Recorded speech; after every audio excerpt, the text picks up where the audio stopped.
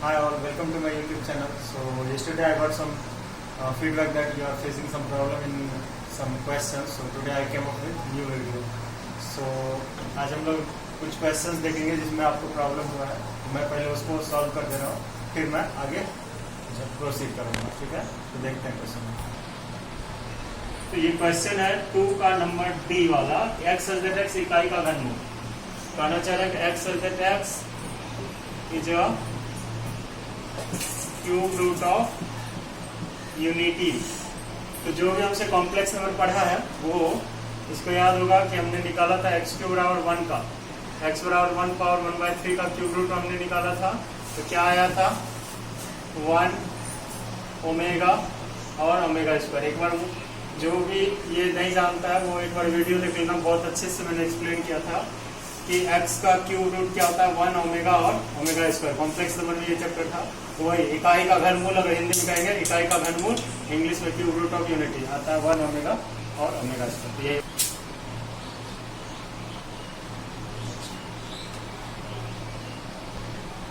Cube root of unity जो होता है 1 ओमेगा और ओमेगा स्क्वायर होता है. ये हम लोग कॉम्प्लेक्स नंबर में ऑलरेडी डिस्कस किए हैं.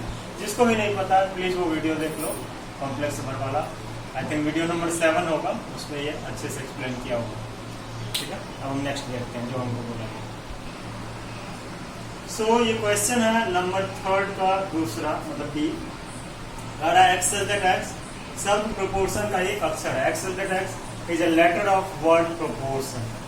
और ध्यान देना सेट क्या कहता है कि इसमें वर्ड कभी रिपीट नहीं होगा. जैसे इसको अगर लिखना है हमको रोस्टर फॉर्म में तो पी लिखेंगे, फिर आर है, फिर ओ है. अब नेक्स्ट वर्ड क्या है पी. तो नेक्स्ट वर्ड पी नहीं आएगा क्योंकि पी एक बार आ चुका है तो रिपीट नहीं होगा. ठीक है, तो ये तो कोई सब टीचर बताएंगे कि रिपीट नहीं होगा. अब जो जानने वाला बहुत इंटरेस्टिंग चीज है कि क्यों रिपीट नहीं होता है, ये तुमको बहुत कम लोग बताएंगे क्यों रिपीट नहीं होता है. ये तो सब बता देंगे यहाँ पी नहीं आएगा, रिपीट नहीं होगा, मतलब पी एक बार आ चुका है फिर नहीं लिखेंगे, फिर ओ भी आ चुका है नहीं लिखेंगे, आर आ चुका है नहीं लिखेंगे, तो नेक्स्ट क्या लिखेंगे टी लिखेंगे, फिर आई आया क्या नहीं आया आई लिखेंगे, ओ आ चुका नहीं लिखेंगे एन. तो ये हो गया मेरा आंसर. लेकिन ऐसा क्यों होता है, रिपीट क्यों नहीं करते हैं, ये मैं तुमको बताने जा रहा हूँ. बहुत इंटरेस्टिंग है, थोड़ा समझो. कल हम लोग पढ़े कि व्हाट इज सेट. सेट क्या है, तो सेट तुम लोग पढ़ा होगा, ये पढ़े थे हम लोग, पढ़े थे क्या कि वेल डिफाइंड, मतलब जिसका एक वेल डेफिनेशन हो. ठीक है, या हिंदी में अगर सुपरिभाषित वस्तुओं के संग्रह को सेट करते हैं, जिसका एक सटीक परिभाषा हो, वेल डेफिनेशन हो. लेकिन सेट का एक और परिभाषा है कि वेल डेफिनेशन के साथ जो डिस्टिंक्ट हो ऑब्जेक्ट. ध्यान देना थोड़ा, ये नया वर्ड है तुम लोग के लिए, एकदम लिख ही लो. डिस्टिंक्ट ऑब्जेक्ट जो होगा वही सेट होगा. डिस्टिंक्ट, डिस्टिंक्ट मीन्स हुआ यूनिक भी बोल सकते हो उसको, यूनिक ऑब्जेक्ट भी बोल सकते हो. यूनिक मीन्स होता है अद्वितीय. याद करो तुम लोग पढ़ा था मैट्रिकुलेशन में, अद्वितीय है मीन्स कोई एक हो, या डिस्टिंक्ट मीन्स तुम बोल सकते हो असमान. ठीक है, डिस्टिंक्ट में. और इसका एक और होता है, मान लो डिफरेंट भी बोल सकते हो, मतलब एक दूसरे से भिन्न. डिफरेंट मीन्स क्या हो, भिन्न, एक दूसरे से भिन्न, एक दूसरे से भिन्न. अब सपोज सोचो एक दूसरे से भिन्न अवयव का रहा. अगर हम यहाँ पी ले चुके हैं, फिर से यहाँ पी लेंगे तो भिन्न हुआ क्या, सेम हो गया. जबकि क्या करा सेट के लिए, क्या करा कि जो ऑब्जेक्ट होना चाहिए वो डिस्टिंक्ट होना चाहिए या यूनिक होना चाहिए. यूनिक समझते हो, जैसे अगर हम बोले नेचुरल नंबर, तो नेचुरल नंबर सब यूनिक है. बताओ तो कोई रिपीट हो रहा है, 1 2 3 4 5 6 7 8 9 10 सभी क्या है अपने में यूनिक है, कोई एक दूसरे से रिपीट नहीं हो रहा. लेकिन अगर तुम लिखते हो, जैसे वर्ड ले लो WRD, सब यूनिक है. पैनिक, इसमें भी सब वर्ड यूनिक है, अलग अलग है, डिफरेंट है एक दूसरे से. लेकिन प्रोपोर्शन में क्या है, टी रिपीट हो रहा है, पी 2 बार आया है, ओ 2 बार आया, ओ 3 बार आया है, फिर आर 2 बार आया. तो ये यूनिक नहीं है, तो इसको हमको यूनिक कैसे बनाना, एक बार लिखेंगे.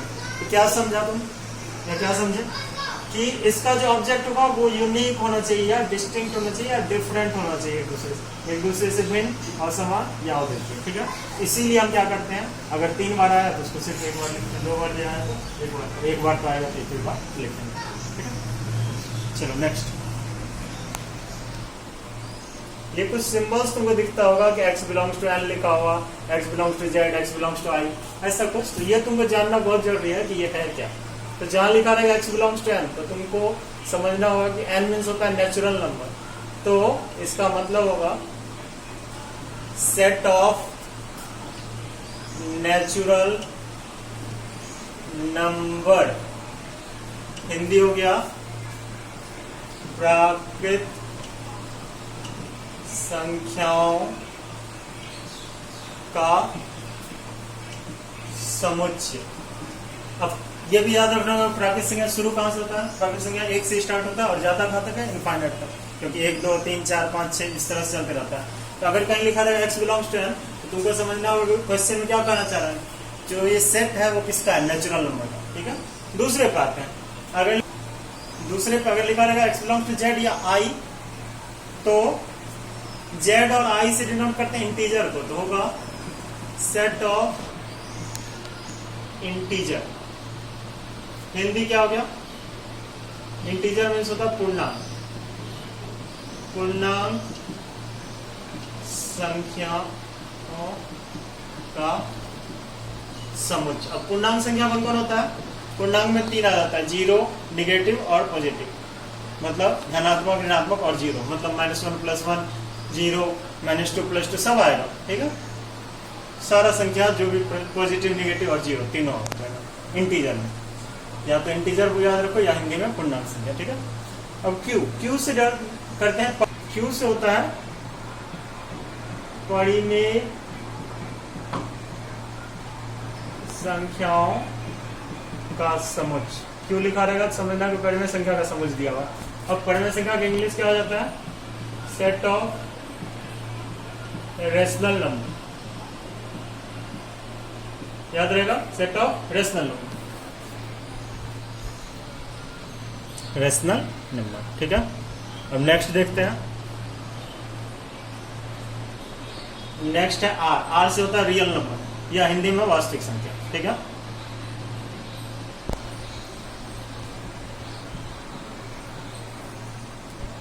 तो क्या हो गया, set of real number, set of real number, Hindi हो गया वास्तविक संख्याओं का समुच्चय। ठीक है, अब ये वाला देखो, ये वाला डिफरेंट है थोड़ा। जेड से किसको डिनोट करते हैं, इंटीजर। जेड से किसको डिनोट करते हैं, इंटीजर को, लेकिन ऊपर प्लस है तो इसको कहेंगे set of positive integer, set of positive integer. Hindi क्या हो गया, धनात्मक पूर्णांकों का समुच्चय। अच्छा, ये रियल नंबर कौन आ जाएगा, तो रियल नंबर अगर तुमको पता होगा, रेशनल रिलेशन को मिला देते हैं तो रियल बनता है, या परिमेय अपरिमेय को मिला देते हैं तो वास्तविक संख्या बनता है। अब यहाँ का पॉजिटिव इंटीजर पढ़ रहे हैं, धनात्मक पूर्णांक। तो धनात्मक पूर्णांक कहां से स्टार्ट होता है, 1 2 3 4 5 6 जाता कहां तक, इनफाइनाइट तक।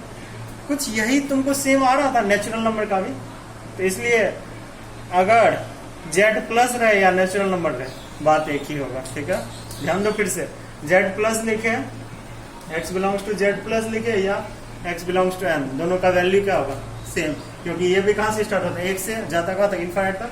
नेचुरल नंबर भी 1 से स्टार्ट होकर कहां तक जाता है, इनफाइनाइट तक। ठीक है, तो इसको क्या कहते हैं, धनात्मक पूर्णांकों का समुच्चय, English set of positive integers. ठीक है, अब बताओ तो अगर इसे यहाँ माइनस लिखा रहेगा तब क्या हो जाएगा, तब तो इसको n नहीं लिख पाएंगे, लेकिन होगा क्या, यहाँ से पॉजिटिव की जगह क्या आ जाएगा, बोला, सेट ऑफ, बोला, नेगेटिव इंटीजर।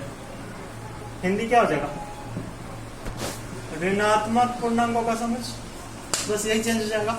उसी तरह यहाँ क्यू प्लस है, क्यू मीन्स क्या होता था, परिमेय, तो परिमेय में धनात्मक परिमेय संख्याओं का समुच्चय हो जाएगा।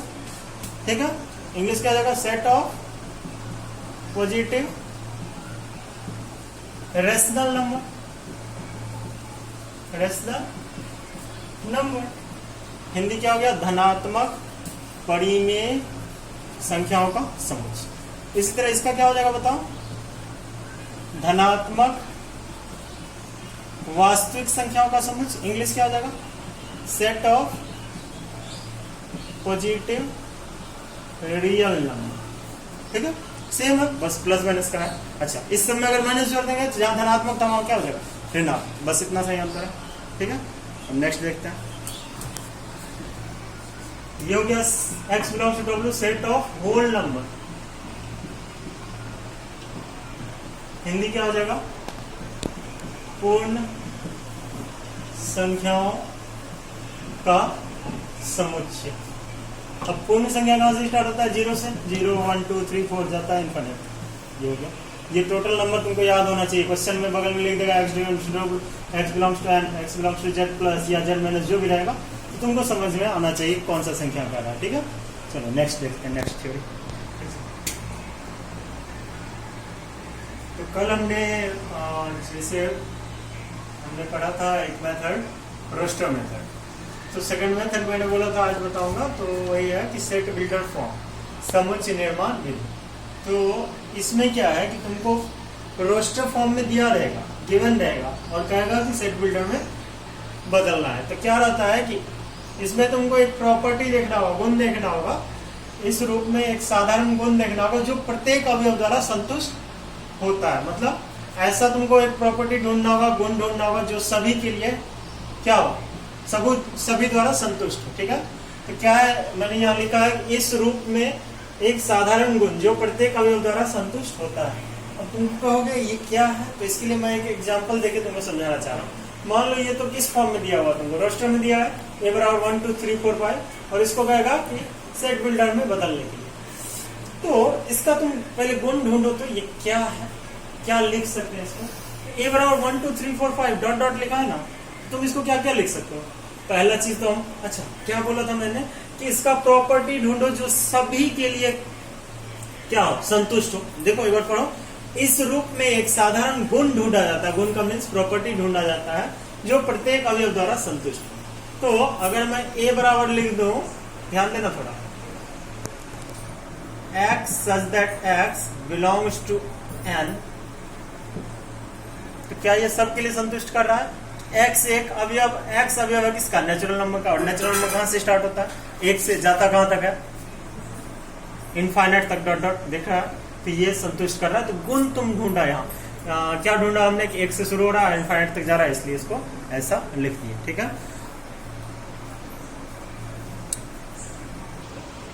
या इसी को और अच्छे से लिखना चाहते हो हिंदी में, तो लिख सकते हैं x such that x एक प्राकृत संख्या है। और अगर इंग्लिश में लिखना चाहते हो तो क्या लिखोगे, x such that x is a natural number. अब सोचो तो ये जो हम लिखे हैं इसका मीनिंग क्या होगा। हम बोले x such that x एक नेचुरल नंबर है या प्राकृतिक संख्या, तो मतलब अगर तुम इसका रोस्टर बनाओगे तो कैसे बनाओगे, नेचुरल नंबर 1 से स्टार्ट होता है, 4 तक 5, और डॉट डॉट कहां तक जाता है। और कुछ लिख सकते हैं क्या, हाँ लिख सकते हैं। देखो a बराबर x such that x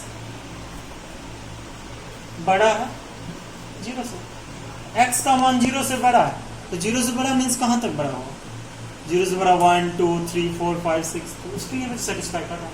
तो मैं क्या बता रहा हूँ, सेट बिल्डर फॉर्म को कोई जरूरी नहीं एक ही तरीका से लिख सकते हैं, बहुत सारा तरीका है। तुमको ऐसा लिखना है जो सबके लिए सेटिस्फाई करे। इससे नहीं समझा तो एक और एग्जांपल हम लेते हैं। चलो b बराबर ले लो, मान लो -1 0 1 2 3 4।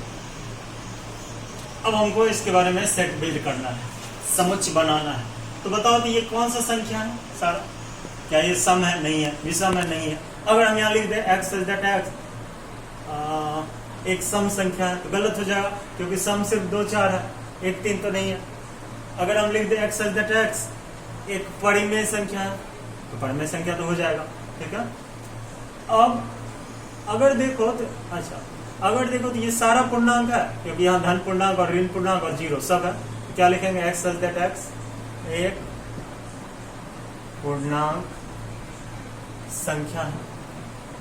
लेकिन गौर करो अभी भी ये इनकम्प्लीट है, क्यों बताओ तो, पूर्णांक संख्या तो है, लेकिन क्या ये माइनस इनफिनिट से प्लस इनफिनिट तक जा रहा है क्या, इसका एक लिमिट है। क्या लिमिट है, जहां लिखेंगे जहां x का मान कहां से शुरू हो रहा है, -1 से शुरू हो रहा है और खत्म कहां हो रहा है 4 पर।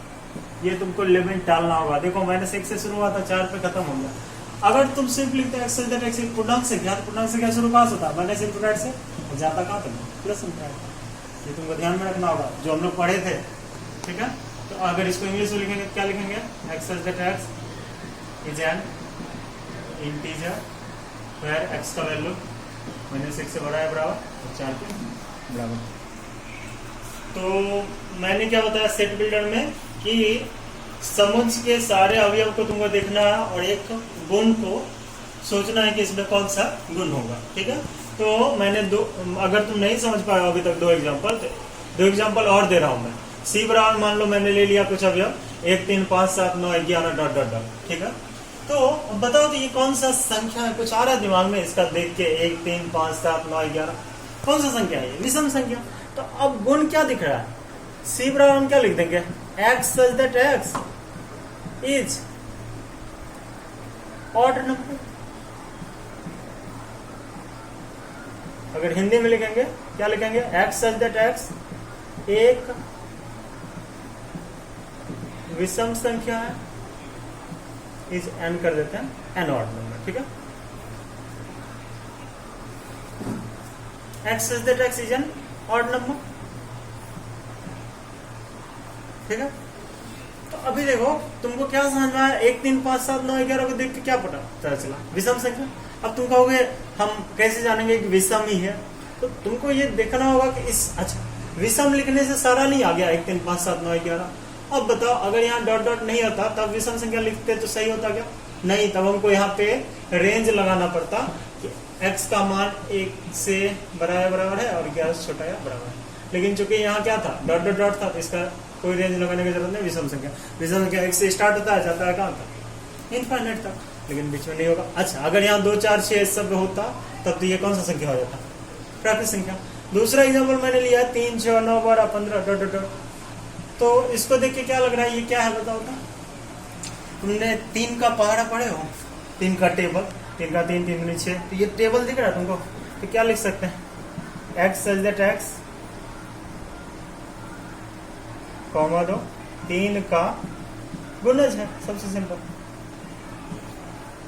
ठीक है। 3 का गुणज क्या होगा? 3 6 9 12। या इंग्लिश में अगर लिखोगे x such that X is a multiple of 3। अब देखो कोई जरूरी नहीं बुक भी ऐसा ही लिखे, बुक इसको एक और तरीका से लिख सकता है। तुम बोलोगे किस तरीका से? तो वो मैं दिखा रहा हूँ, ठीक है। 1 मिनट, तो यहाँ पे मैं लिख रहा हूँ, इसको यहाँ लिख रहा हूँ। अगर तुम अगर गौर करो, इसको क्या बोलेंगे? 3 गुना 1, इसको बोलेंगे 3 गुना 2, इसको बोलेंगे 3 गुना 3, इसको बोलेंगे 3 गुना 4, इसको बोलेंगे 3 गुना 5, इस तरह चल रहा है। तो अगर हम ऐसा लिख दे X such that X equal to 3 into, चलो एन ही ले लो, where N belongs to natural number. अब गौर करो तो क्या ये मैंने सही लिखा? छोटी एन है ये, एक्स नहीं समझना, ठीक है। तो एन बिलोंग्स टू एन है, ये एन क्या है? Natural number. कहां से स्टार्ट होगा? इसका मान 1 से। एन का मान 1 लो, 3 गुना 1 3 मिला। एन का मान 2 लो, 3 गुना 2 6 मिला। एन का मान 3 लो, नेचुरल नंबर 3 भी हो सकता है, 3 किया लो। अब तुम कहोगे कैसे आप कर रहे हैं? तो बताओ 3 इंटू क्या था? एन, है ना। और एन का मान क्या है? Natural number. तो नेचुरल नंबर 1 से स्टार्ट होता है, 3 गुना 1 3, फिर 2 लो, 3 दूनी 6, 3 गुना 3 9, और नेचुरल नंबर जाएगा कहां तक? इनफाइनाइट तक।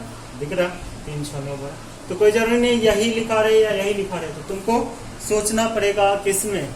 सेट बिल्डर में एक सेट बिल्ड करना पड़ेगा। किसको? सारे वैल्यू को, सारे अवयव को, सारे एलिमेंट को देखकर, ठीक है। तो ये बेसिकली क्या है? सारा अवयव को देखो और गुण को पहचानो, और वैसा गुण लिखो जो सारे के लिए वैलिड हो। अब तुम कहोगे अगर हम यहाँ पे मान लो जेड लिख दें, क्या ये सही हो जाएगा? नहीं, गलत हो जाएगा, क्योंकि जेड मीन्स क्या होता है? जेड में तो निगेटिव भी आता है। तो 3 गुना -1, क्या -3 है? यहाँ नहीं है, इसलिए गलत हो जाएगा, ठीक है। इसलिए यहाँ मैंने नेक्स्ट कर दिया। तो समझ गया। अब मैं एक सवाल बना दे रहा हूँ, उसी पे सारा सवाल बनेगा, ठीक है। तो मैं 6 का 1 सॉल्व कर रहा हूँ। तो उसमें क्या है? a बराबर दिया हुआ है -1 0 1 2 3 डॉट डॉट डॉट 8 तक। तो संख्या स्टार्ट हुआ -1 से, फिर 0 1 2 3 कहाँ तक गया? 8 तक। तो ये सारा संख्या को देख कर तुमको क्या लग रहा है? क्या ये नेचुरल नंबर है? नहीं है। क्या ये क्या ये पूर्ण संख्या नहीं है क्योंकि माइनस भी है, तो माइनस प्लस सब होगा या जीरो भी होगा तो उसको क्या बोलते हैं, पूर्णांक संख्या। तो लिखेंगे x सच दैट x एक पूर्णांक संख्या है। क्या यहाँ तक लिख देने से सही हो जाएगा? पूर्णांक संख्या तो कहाँ शुरू होता है, माइनस इनफिनिटी प्लस इनफिनिटी, गलत हो जाएगा। इसमें हमको रेंज जोड़ना होगा कि x का मान कहाँ से शुरू हो रहा है, -1 से शुरू हो रहा है और खत्म कहाँ पे हो रहा है, 8 पे खत्म हो जाए। अब कोई जरूरी नहीं आंसर भी ऐसा लिखे, आंसर तुमको ऐसा भी लिख सकता है कि -1 से शुरू हो रहा है और 9 से छोटा है, और हम कुछ लिख सकते हैं क्या? हाँ लिख सकते हैं, -2 से बड़ा है और 8 के बराबर भी है। तो बताओ ये तरीका क्या हुआ सेट बिल्ड करने का? ध्यान दो, तुमको यहाँ पे मैंने कुछ पढ़ाया था इंटरवल, यहाँ पे क्या करा, -1 से बड़ा है x का मान या बराबर भी है और 8 से छोटा भी है और बराबर भी है। क्या ये सही नहीं है? सही है। अच्छा इसके लिए सोचो तो -1 से बड़ा है बराबर है और 9 से छोटा है, तो 9 से छोटा कौन होगा? 8 होगा, -1 से बड़ा। तो ये भी लिख सकते हो, ये भी लिख सकते हो। और क्या लिख सकते हो बताओ तो? -1 से बड़ा है बराबर है और छोटा, चलो -2 सही ले लो, -2 से बड़ा है बराबर है और छोटा या -2 से बड़ा है लेकिन x का मान 8 से छोटा या बराबर है। तो 4 तरीका से लिख सकते हैं। 4 टाइप का इंटरवल दिखाया था, मान लो closed closed, closed open, open closed और ओपन ओपन। तुम कोई भी लिख सकते हो, कोई जरूरी नहीं है मैंने ये लिखा है आंसर में ये रह सकता है, ये रह सकता है, ये रह सकता है, कोई भी रह सकता है। ठीक है, अब देखो इसका इंग्लिश कैसे लिखेंगे, होगा x such that x is an integer common. तुम चारों में से कोई भी लिखो, बात एक ही है। क्यों बताओ तो? -1 से बड़ा है बराबर और 8 से छोटा है बराबर, क्या यही सब देगा? -1 से बड़ा है बराबर लेकिन 9 से छोटा, ये नहीं देगा। फिर -2 से बड़ा, तो -2 से बड़ा -1 हो और 8 से बड़ा है बराबर, सॉरी 8 से छोटा है बराबर, ये हो गया। -2 से बड़ा और 9 से छोटा, यही देगा। तो इस चारों में से कोई भी लिखोगे सही है। तो सेट बिल्डर लिखने का बहुत तरीका, तुम पे डिपेंड करेगा तुम कैसे। आंसर सेम हो भी सकता है, नहीं हो सकता है। ऐसे तुम्हारी बुक में आंसर ये है लेकिन चारों सही है मेरे ख्याल से। ठीक है, यही तरीका है बनाने का। होप कि आपको समझ में आया होगा। कोई डाउट हो तो मुझे जरूर बताओ। अगर वीडियो पसंद आए तो इसे लाइक भी करो। Thank you.